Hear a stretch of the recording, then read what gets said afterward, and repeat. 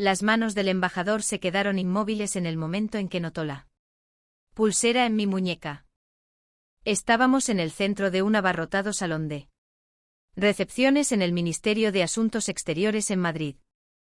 Había lámparas de araña, trajes oscuros y conversaciones triviales sobre asuntos sin importancia.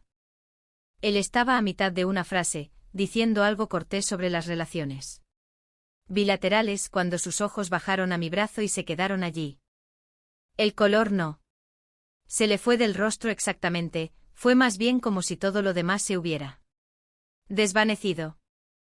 Y lo que quedó fue algo crudo y vulnerable que un hombre como él nunca debería mostrar en público. ¿De dónde sacaste eso?, preguntó.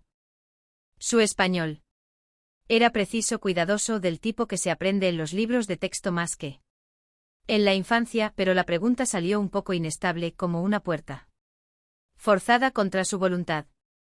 Era de mi abuela, dije. Falleció hace 2 meses. Entonces me miró a los ojos, finalmente. Y por un instante no era un embajador. En absoluto, era alguien más viejo, alguien incompleto. Necesitamos hablar en privado, dijo. ¿Esta noche? Si es posible. Ese fue el momento en que empecé a entender que la mujer a la que mi propia familia había calificado durante años de difícil, distante y decepcionante podría haber sido algo totalmente distinto. Mi abuela, Lena Varela, no era el tipo de persona sobre la que alguien escribiera discursos. Vivía en una estrecha casa de 2 plantas en una zona tranquila de la periferia de Madrid, en un barrio donde las casas son lo suficientemente antiguas como para tener personalidad propia. Conducía un coche que tenía al menos 15 años de antigüedad. Mantenía las cortinas corridas durante la tarde y la luz de la cocina encendida hasta después de medianoche. Tenía la costumbre de observar la calle desde su porche sin parecer que observaba la forma en que lo hacen ciertas personas cuando han pasado años siendo precavidas.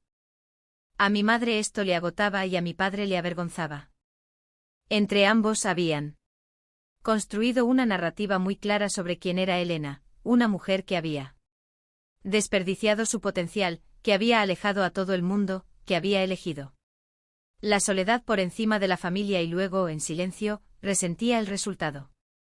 Decían que era una traductora del gobierno, de bajo nivel, sin nada interesante que aportar, que trabajó en un escritorio durante 30 años y luego se jubiló sola, sin aprender a disfrutarlo. Lo que querían decir era que ella nunca les dio lo que esperaban de ella, calidez a demanda, explicaciones, la abuela suave y disponible de una tarjeta de felicitación. Ella me dio algo diferente. Cada verano, de los 8 a los 15 años, pasaba 2 semanas en su casa. Mientras mis padres se aliviaban de tenerme lejos, yo aprendía que el silencio no tenía por qué significar ausencia. Elena me enseñó a leer una habitación antes de entrar. Me enseñó que la mayoría de la gente revela más en lo que no dice que en lo que hace. Me enseñó a preparar un café fuerte y excusas débiles, y a confiar en mis instintos antes que en mis opiniones. Nunca habló de su trabajo ni una sola vez. Cuando le preguntaba, ella sonreía de esa manera particular suya, la sonrisa que cerraba un tema sin dar un portazo, y decía, solo era traducción. Cariño, las palabras de otros. Yo le creía. ¿Por qué no iba a hacerlo? Se puso enferma en enero, un ictus seguido de complicaciones y una larga y silenciosa decadencia que los médicos describían con un lenguaje clínico que nunca capturó lo que realmente sucedía, una persona eligiendo el momento para dejar de estar aquí.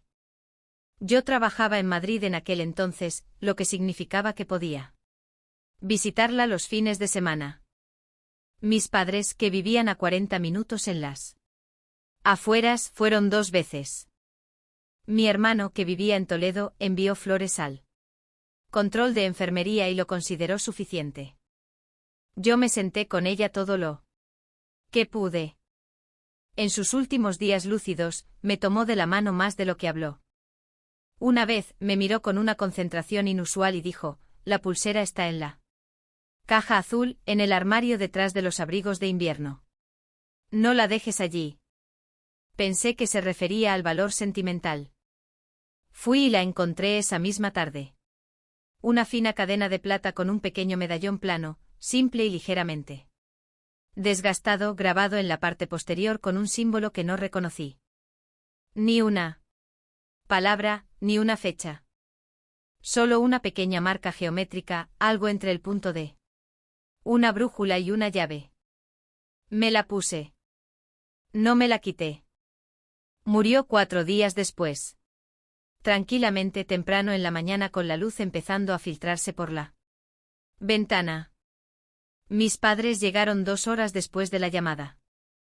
Mi madre recorrió la casa con ojo de tasadora, anotando lo que valía la pena guardar. Mi padre hacía llamadas en el pasillo. Mi hermano envió un mensaje diciendo que intentó ir al funeral, pero que tuvo un imprevisto. Nadie me preguntó si estaba bien. Nadie me preguntó qué había dicho ella en esos últimos días. Nadie preguntó por la pulsera. En el funeral hubo 11 personas, algunos antiguos colegas con los que aparentemente mantenía un contacto lejano, aunque ninguno parecía conocerse entre sí. Un vecino que trajo un plato del que no paraba de disculparse, y el sacerdote que nunca había conocido a Elena y leía sus notas. Un hombre se quedó al fondo durante toda la ceremonia y se fue antes de que pudiera hablar con él. Era mayor de unos 70 años, con una postura que no se consigue en el gimnasio. No firmó el libro. Me fijé en él porque estaba llorando e intentaba, claramente, no hacerlo. Llevé la pulsera a la recepción del ministerio 6 semanas después. Porque nunca había dejado de usarla. Se había convertido en algo que olvidas que llevas puesto, como un hábito que se forma antes de que le pongas nombre. El evento era una recepción diplomática de nivel medio, el tipo de evento al que mi trabajo me obligaba a asistir. Trabajaba como analista de políticas para una ONG centrada en asuntos de Europa Central, lo que significaba que pasaba mucho tiempo en salones como aquel, escuchando y hablando con cautela, intentando determinar qué era lo que realmente subyacía bajo lo que se decía oficialmente. No esperaba que ocurriera nada. El embajador Marek Borak, de la República Checa, no era un hombre con el que hubiera hablado antes. Era un diplomático veterano, muy respetado y conocido por mantener la compostura bajo presión. Había servido en su puesto actual durante 6 años, y antes de eso en Bruselas, y antes de eso en algún lugar que no estaba documentado públicamente. Con mucho detalle. Después de pedirme hablar en privado, nos trasladamos a una pequeña sala lateral, el tipo de sala que estos edificios guardan exactamente. Para este propósito, conversaciones que no pueden ser escuchadas por nadie más. Se sentó. Miró la pulsera durante un largo momento antes de mirarme a mí. Su abuela, dijo Elena Varela. Sí, dije yo. Ella no era simplemente una traductora. No fue una pregunta. Estoy empezando a entenderlo, respondí. Se quedó callado un momento. Luego dijo, ella me salvó la vida en 1987 y la de 2 colegas, y nunca se lo contó a nadie. Ni a su familia, ni a la prensa, a nadie. La sala se quedó muy silenciosa. ¿Qué pasó? Pregunté. Se inclinó ligeramente hacia adelante. Yo era joven entonces, un académico en Praga que trabajaba de una forma que no era segura. Su abuela estaba destinada en Viena en aquel momento oficialmente como especialista en idiomas vinculada a un programa de intercambio cultural. Hizo una pausa. Extraoficialmente hacía algo que requería una precisión y un valor extraordinarios. Cuando nuestra situación se volvió peligrosa, cuando las personas con las que trabajábamos empezaron a ser Identificadas, nos trasladó silenciosamente a través de canales que no existían. En ningún documento. Era una oficial de inteligencia, dije. Él asintió una vez. Ella no habría usado esa palabra. Tenía sus propios términos. Pero sí. Pensé en las cortinas siempre corridas, en la forma cuidadosa en que observaba la calle, en la sonrisa que cerraba un tema sin dar un portazo, en la pulsera. Es una marca de reconocimiento, dijo, utilizada internamente dentro de una red determinada. No he visto una en muchos años. No eran comunes y la mayoría fueron recuperadas después del fin de la Guerra Fría. El hecho de que ella conservara la suya se detuvo. Eso fue una elección. Ella no era alguien que tomara decisiones sin sentido. Miré mi muñeca. Mi familia pensaba que no era nadie, dije. Las palabras salieron más bajas de lo que pretendía. La expresión del embajador cambió a algo que no era lástima ni ira, sino algo que vivía en un punto intermedio. Sí, dijo. Ese era, en cierto modo, el objetivo. No le conté a mis padres sobre la conversación, no de inmediato. Conduje hasta casa en un estado de suspensión, las luces de la ciudad pasando por las ventanas como si pertenecieran a otro mundo, y volví una y otra vez a una única imagen, Elena en su mesa de la cocina, muy tarde en la noche con la luz encendida, observando la calle por hábito. Siempre pensé que estaba esperando algo. Ahora entendía que ella ya había hecho todo lo que debía hacer. A la mañana siguiente volví a su casa, que mis padres ya habían empezado a tratar de vender. Las cerraduras no habían sido cambiadas y aún tenía su llave. No estaba segura de qué buscaba. Caminé por las habitaciones lentamente, de la forma en que lo haces cuando intentas escuchar un lugar en lugar de verlo. La cocina aún olía débilmente al café particular que ella preparaba. Sus libros estaban organizados de una forma que nunca pude descifrar, no por autor o tema, sino por algo más, alguna lógica privada.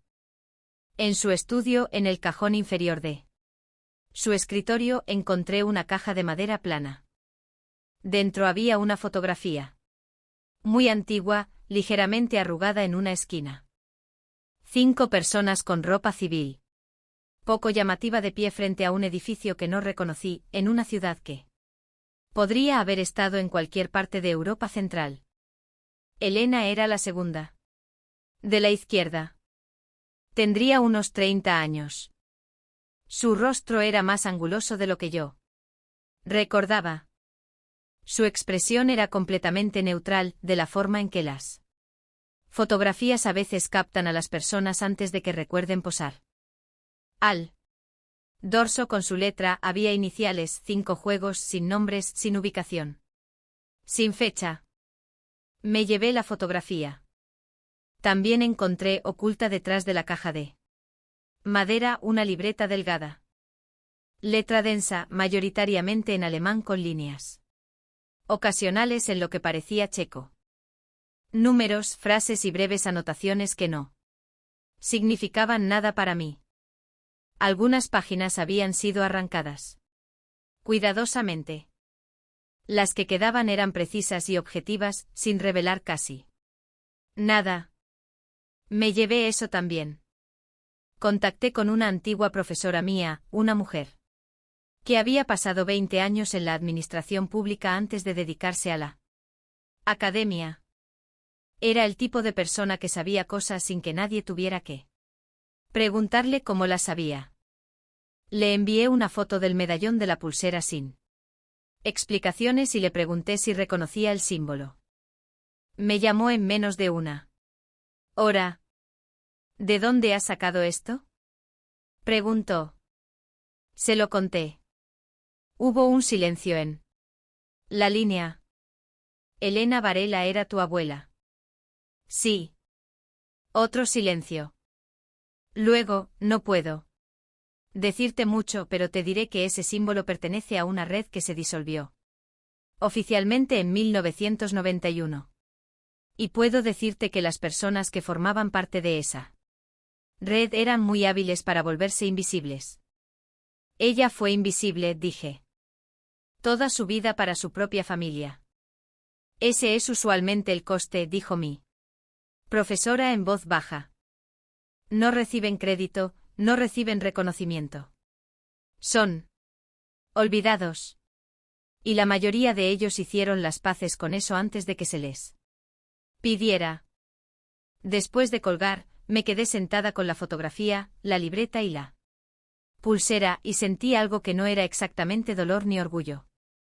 Era algo más incómodo, la sensación de haber tenido acceso a algo importante durante 20 años. Y haberlo malinterpretado por completo. Llamé a mi madre esa noche. ¿Alguna vez habló la abuela contigo sobre Viena? Le pregunté. ¿Viena? Repitió. No. Creo que mencionó que vivió allí brevemente antes de casarse con tu abuelo. ¿Por qué? ¿Alguna vez le preguntaste por aquella época? Una pausa. No vi por qué tenía que hacerlo. Siempre parecía reacia a hablar del pasado. Pensábamos que ella solo. Mi madre se detuvo. ¿Solo qué? Solo aferrándose a una idea de sí misma que no encajaba con la realidad. Dijo. Podía ser muy dramática. Sobre su propia importancia. Tu abuelo solía decir que pensaba que estaba en una película. No respondí a eso. Le pregunté si había guardado algún documento de Elena cuando vació la casa. No había mucho, dijo mi madre. ¿Alguna correspondencia antigua que tiramos? Registros de trabajo que parecían obsoletos. No pensé que nada de eso fuera relevante. Correspondencia que habían tirado. Pensé en lo que el embajador Dvorak había dicho sobre las personas que estaban vivas gracias a ella. Pensé en el hombre que había estado al fondo del funeral llorando y se había ido antes de que yo pudiera hablar con él. Mamá. Dije con cuidado, creo que nos equivocamos con ella. Hubo una larga pausa al otro lado de la línea. ¿Qué quieres decir? Preguntó. Quiero decir que ella no se aferraba a ninguna idea de sí misma. Creo que nosotros éramos los que teníamos la idea equivocada. Me reuní con el embajador Dvorak por segunda vez. A petición suya, en una pequeña cafetería de Madrid que él eligió claramente. Porque las mesas estaban muy separadas. Trajo a alguien consigo, una mujer de unos 60 años, de pelo plateado, gafas y esa calma cuidadosa que empezaba a reconocer como un hábito profesional. La presentaron solo como Irena. Hablaba con un acento que no podía situar con precisión, entre checo y eslovaco. Hemos estado esperando que alguien de la familia de Elena diera un paso al frente. Dijo Irena sin preámbulos. No estábamos seguros de si alguien lo haría. ¿Por qué no contactasteis vosotros? Pregunté. No sabíamos si ella le había contado algo a alguien. Si ella había elegido el silencio con su familia, estábamos obligados a respetarlo. Puse la fotografía sobre la mesa. Irena la tomó y la sostuvo durante un largo momento. Luego la dejó con mucho cuidado como si fuera frágil. Ella fue la arquitecta de 6 extracciones separadas entre 1983 y 1989, dijo Irena. Contactos académicos, funcionarios de bajo nivel, personas que se estaban volviendo peligrosas de mantener allí. Construyó la logística de cobertura desde cero, cada vez sin plantillas, sin repetición. Cada operación parecía completamente diferente a la anterior. Y nadie en mi familia lo sabía, dije. Ella tenía muy claro que no lo sabrían. Le preocupaba el precio que el conocimiento tendría para personas que no estaban equipadas para Llevarlo. Irena me miró fijamente. Ella creía que la protección a veces parece distancia. Pensé en cada vez que mi madre había llamado a Elena fría. En cada reunión familiar donde ella se sentaba al margen de todo, compuesta e inalcanzable. En cada tarjeta de cumpleaños que enviaba, que era cálida de una manera práctica, nunca efusiva, de la forma en que mi padre había dicho una vez. Sin maldad, que Elena simplemente no sabía cómo querer a la gente normalmente. Ella sabía exactamente cómo, pensé. Simplemente no podía permitírselo. Me dejó una pulsera, dije, y una libreta. Irena y el embajador intercambiaron una breve mirada. La libreta no es algo que debas compartir ampliamente, dijo Irena, pero puedo decirte lo que contiene si eso ayuda. Por favor. Líneas temporales, notas operativas, el tipo de registro que una persona cuidadosa guarda para su propia memoria, no para ningún propósito oficial. La guardó toda su vida. Una vez me dijo. Irena se detuvo y empezó de nuevo. Una vez me dijo que necesitaba saber que había hecho lo que pensaba que había hecho. Que, sin algún registro, empezaría a aparecer algo que ella misma había imaginado. El peso de eso se instaló en mi pecho. Ella necesitaba pruebas de que su propia vida había ocurrido. Conduje hasta casa de mis padres un sábado por la mañana. Mi padre leía en el porche. Mi madre estaba dentro limpiando algo que no necesitaba limpieza. Mi hermano resultó estar allí también de visita desde Toledo, lo cual no esperaba. Me senté a la mesa de la cocina con la fotografía, la libreta y la carta que el embajador Dvorak me había dado al final de nuestra segunda reunión, una carta escrita a ella en 1993 por una de las personas a las que Elena ayudó a extraer, que aparentemente nunca fue enviada y fue descubierta entre sus propios papeles tras su muerte. No hablé durante un momento. Dejé que se sentaran. Entonces dije, quiero contaros cosas sobre la abuela. Mi madre empezó a decir algo preventivo. Le pedí que esperara. Les conté lo que había aprendido. No todo, parte de ello no me correspondía compartirlo, pero sí lo suficiente. Viena, la red, las 6 extracciones, la pulsera, el hombre que había estado al fondo del funeral llorando. Mi padre escuchó sin expresión. El rostro de mi madre pasó por varias etapas, incredulidad, resistencia, algo que parecía por un momento desprecio hacia sus propias suposiciones y luego algo más silencioso y más difícil de ver. Mi hermano miraba la fotografía. Esta es ella, dijo. Tenía su dedo sobre Elena a los 30 años, joven, angulosa y sin revelar absolutamente nada. Sí, ella parece. Se detuvo. Parece que sabía exactamente lo que estaba haciendo. Lo sabía, dije. Mi padre tomó la carta. La leyó lentamente. Luego la dejó y miró a la mesa durante un largo rato. Ella nunca nos pidió nada, dijo finalmente. Ella pidió vuestro tiempo, dije. Solo que no lo hizo a gritos.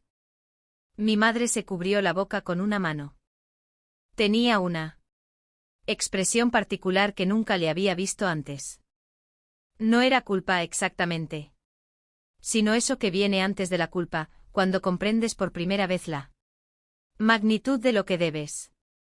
Pensábamos que ella estaba interpretando un papel, dijo mi madre suavemente.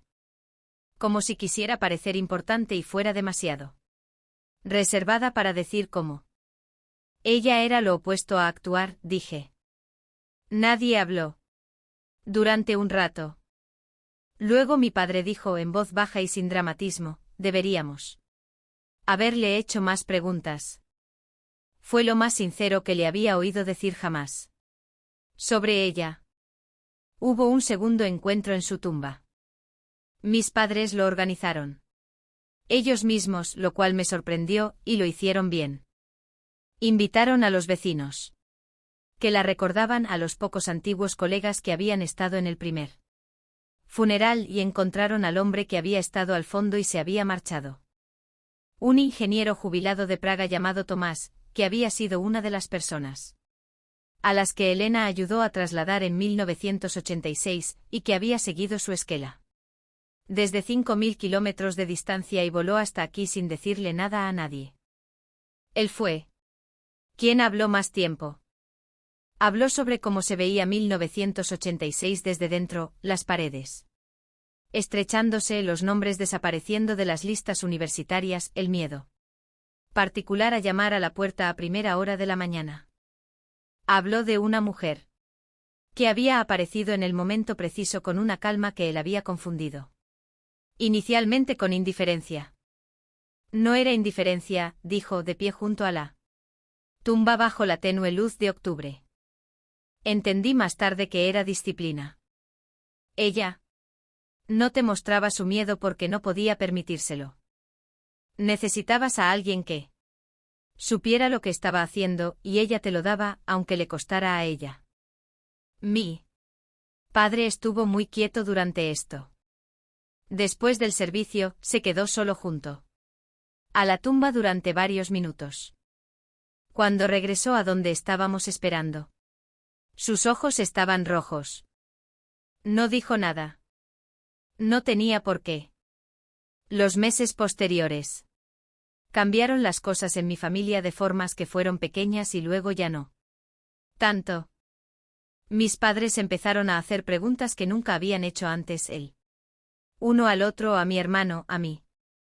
No grandes preguntas teatrales, solo las ordinarias que habían sido omitidas durante años. ¿En qué estás trabajando? ¿Qué piensas sobre eso? ¿Necesitas algo? Mi madre me llamó una noche. Algo que casi nunca hacía sin una razón específica. He estado pensando en lo que dijo Tomás. Me contó sobre cómo confundió su disciplina con indiferencia. Sí, dije. Yo cometí el mismo error, dijo ella. Durante 30 años no ofrecí seguridad porque ella no la estaba pidiendo. Solo lo estaba diciendo en voz alta, de la forma en que lo haces cuando necesitas escucharla. Forma de algo en tu propia voz. Ella sabía que la querías, dije. Ella no. Estaba esperando tener razón sobre nada. ¿Cómo lo sabes? Preguntó mi madre. Porque pasó toda su carrera protegiendo a personas que acababa de conocer. Dije. Si pudo hacer eso por extraños, no era incapaz de hacerlo con su familia. Simplemente no podía traerse a sí misma a casa al completo. No quedaba suficiente de ella para cuando llegaba. Hubo un largo silencio. Ojalá lo hubiera hecho más fácil, dijo mi madre. Por todo lo que quedó. El embajador Dvorak me envió una nota en diciembre. Iba a ser trasladado a un puesto diferente después de Año Nuevo. En la nota incluyó una frase que copié en mi propia libreta y que he llevado conmigo desde entonces. Escribió, Elena Varela. Entendió que el trabajo más importante es casi nunca el trabajo que es recordado. Ella lo hizo de todos modos sin reservas durante 30 años. Eso no es una cosa pequeña. Eso es, de hecho, lo único que importa. Uso la pulsera todos los días, no porque sea una prueba de algo, o no solo por eso. La uso porque me recuerda una postura particular ante el mundo. Aquella en la que haces lo que es necesario sin preparar que te vean haciéndolo. Donde confías en que alguien eventualmente prestará atención. Ella tenía razón en eso. Solo nos tomó más tiempo del que debería haber tomado. Mi familia visita su tumba junta ahora, en su cumpleaños en abril y en el día en que murió. No llevamos nada elaborado. Mi padre suele traer café en un termo, lo cual no es sentimental, pero es la Elección correcta para ella. Nos quedamos allí un rato sin intentar llenarlo de palabras. Mi hermano dijo algo la primavera pasada que pienso a menudo. Estábamos allí de pie en la calma de la mañana, el tipo de calma que pertenece a los cementerios y a las personas que han terminado de actuar. Dijo, solía pensar que ser invisible era algo que te pasaba. Ahora pienso que ella lo elegía, todos los días a propósito. Sí, dije, eso es. Él se detuvo. Eso requiere más fuerza que cualquier cosa que yo haya hecho jamás. Nos quedamos más tiempo de lo que planeamos. Nadie sugirió irse. El café se enfrió en el termo y ninguno de nosotros lo mencionó. En algún lugar en medio de todo ese silencio me di cuenta de que eso era lo que ella nos había dado. No la historia, no los secretos, ni siquiera la pulsera. Nos había dado una nueva forma de ver a las personas silenciosas. Las que llegan sin anuncios y se van sin crédito. Aquellas que son fácilmente descartadas hasta el momento en que ya no lo son. Nos había dado mejores ojos. Si estás escuchando esto y conoces a alguien como ella, alguien al borde de la mesa que no se explica a sí mismo, que ayuda sin asegurarse de que te hayas dado cuenta, que vive con cuidado y pide muy poco, por favor, no esperes a que un extraño te diga quiénes son. Pregúntales tú mismo hoy, mientras todavía hay tiempo para escucharla. Respuesta. Y si ya es demasiado tarde para eso, entonces llévalos hacia adelante. De la única manera que queda. Presta atención a la próxima persona silenciosa en la habitación. Aprende lo que te perdiste con una viendo a la otra. Eso es lo que ella habría querido. No una ceremonia, no una medalla, solo la lección. Transmitida a alguien que realmente la usaría. Gracias por estar aquí. Si esta historia se quedó contigo, creo que ya entiendes por qué importa. Y si conoces a alguien que necesite escucharla, compártela con ellos. Algunas historias pertenecen a más de una persona. Hay un tipo particular de ceguera que no proviene de la oscuridad. Proviene de la suposición. Mi familia miró a Elena Varela toda su vida y decidió pronto y sin mucha deliberación que ya la entendían. Era silenciosa, así que debía ser reservada. Era privada, así que debía estar ocultando un fracaso. No representaba su valor, así que no debía tener ninguno. Esa suposición les costó 30 años de una persona que podrían haber conocido. A lo que vuelvo una y otra vez es a esto: Elena nunca pidió ser malinterpretada. Simplemente no podía corregirlo sin desmantelar algo mucho más grande que un malentendido familiar. El trabajo que hacía requería que las personas a su alrededor no supieran quién era ella. Ese era el acuerdo, y ella lo honró completamente a un precio personal enorme durante décadas. Pagó ese precio conscientemente todos los días sin quejarse y sin crédito. Eso no es pasividad. Eso es un tipo de fuerza específica y exigente. El tipo que no se anuncia, que no requiere una audiencia, que mantiene su forma incluso cuando nadie está mirando. Lo que mis padres llevaron al final no fue ignorancia. Fue algo más difícil de nombrar, la elección de dejar de tener curiosidad. Elena les dio señales, su cuidado, sus noches largas, su forma precisa de leer una habitación, y ellos tradujeron todo eso en inconveniencia. Decidieron que el coste de entenderla era mayor que el beneficio, y se alejaron de la pregunta antes de haberla hecho realmente.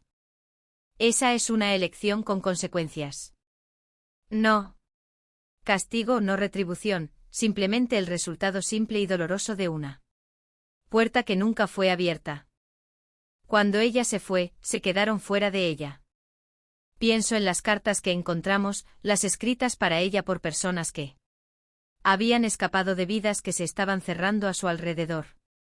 Esas personas la llevaron consigo durante décadas, silenciosa y completamente. No olvidaron lo que ella había hecho porque habían sentido todo su peso. Mi familia la olvidó. Porque nunca se permitieron sentirlo. Esa asimetría es su propio tipo de respuesta.